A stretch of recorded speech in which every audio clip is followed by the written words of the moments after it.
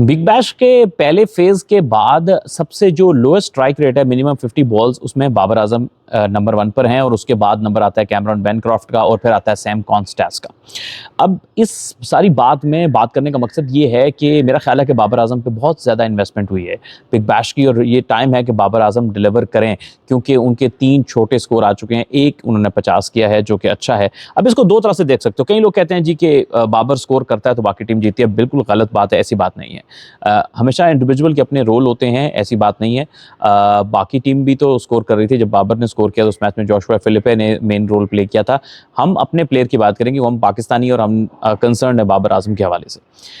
एक बात आप और मुझे मान लेनी चाहिए कि ही इज़ नो मोर बाबर आजम जिसको हम जानते थे, जो कि बहुत ही ज़्यादा कंसिस्टेंट था। वैसे ऑस्ट्रेलिया के सॉइल पे वाइट बॉल में ही is decent but extraordinary पिछला रिकॉर्ड में नहीं था, लेकिन यह है कि वो overall throughout the world वो बहुत अच्छी फॉर्म में थे, स्पेशली 2018-19 से लेके 22 तक।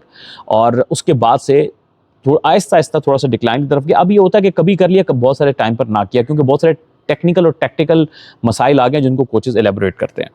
अब एक चीज़ बड़ी इंपॉर्टेंट है, बाबर पहले खड़े होते थे मिडिल एंड लेग स्टंप के ऊपर, जहाँ पर जो आपका ऑफ स्टंप है उसको खाली छोड़ा जाता था, वो मतलब नज़र आता था आपको, और उस पे वो हमेशा ऑफ साइड पे रूम बनाकर लेट कट खेलना, अपर कट खेलना, बैकफुट पंच खेलना, उस पे बहुत ज़्यादा वो शौकीन थे और उस पे वो उनका रन्स करने का मेथड था, जो कि अब वो मिडिल एंड ऑफ स्टंप पे आ जाते हैं। शायद उनको इन स्विंग पे जो आउट होते रहे या इन सीम अंदर आती हुई बॉल पे, तो उसको टैकल करने के लिए, उससे उनकी बहुत सारे और शॉट्स ख़राब हो गए हैं।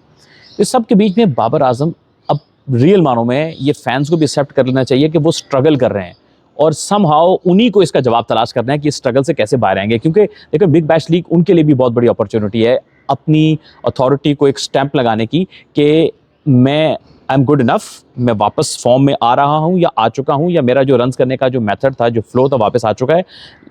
ये बहुत बड़ी लीग है दुनिया की, और मैं ये समझता हूँ कि इस सब के बीच में आपको उनको थोड़ी सी और कोशिश करनी चाहिए और कोई ना कोई ऐसा वे आउट निकालना चाहिए।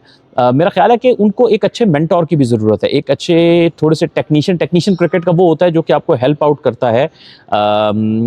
आपकी छोटी मोटी ज़ाहिर टेक्निक तो कोई नहीं सिखा सकता ना, बैट पकड़ना तो बाबर आजम को नहीं सिखाएगा।